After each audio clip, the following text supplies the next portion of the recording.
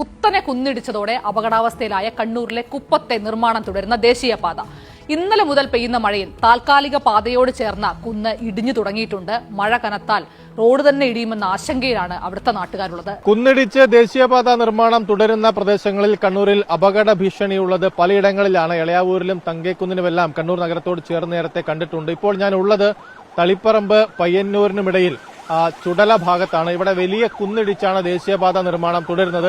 അവിടെ ഇപ്പോഴും ഇന്നലെ വൈകിട്ട് മുതൽ തുടരുന്ന കനത്ത മഴയാണ് കണ്ണൂരിൽ. ആ മഴയിൽ തന്നെ പലയിടങ്ങളിലായി മണ്ണിടിഞ്ഞുകൊണ്ടേയിരിക്കുകയാണ്. നമുക്ക് ദൃശ്യങ്ങളിൽ തന്നെ കാണാം. ഇപ്പോൾ ഈ ഭാഗത്ത് താൽക്കാലികമായി ഒരു ദേശീയപാത നിർമ്മാണത്തിന്റെ ഭാഗമായി താൽക്കാലികമായി റോഡ് ഉണ്ടാക്കിയതാണ്. ഈ കുന്നിടിച്ചതിന് ശേഷം നേരത്തെയുള്ള റോഡ് ആ മുകളിൽ കാണുന്നതാണ്. അതിനിടയിലുള്ള ഭാഗം ഇപ്പോൾ ഇടിഞ്ഞുകൊണ്ടേയിരിക്കുകയാണ്. ഇത് കഴിഞ്ഞ ദിവസത്തെ മഴയിൽ ഇടിഞ്ഞതാണ്. എന്നാൽ രാത്രി മുതൽ പെയ്ത മഴയിൽ കൂടുതലായി ഈ ഭാഗങ്ങൾ ഇടിഞ്ഞുകൊണ്ടേയിരിക്കുന്നു. നമുക്കറിയാം ഇതെന്ന് വെച്ചാല് വെറും മണ്ണിട്ട് നിറച്ചിട്ട് അതിന്റെ മേലെ താർ ചെയ്തതാണ്. എത്രമാത്രം അത് ഇത് ചെയ്യുന്ന നമുക്ക് ഇപ്പം പറയാൻ കഴിയില്ല. ഇന്ന് മലപ്പുറത്തൊക്കെ സംഭവിച്ചത് ഇവിടെയുള്ള ജനങ്ങൾക്ക് പേടി ഇതാക്കിയാണ്.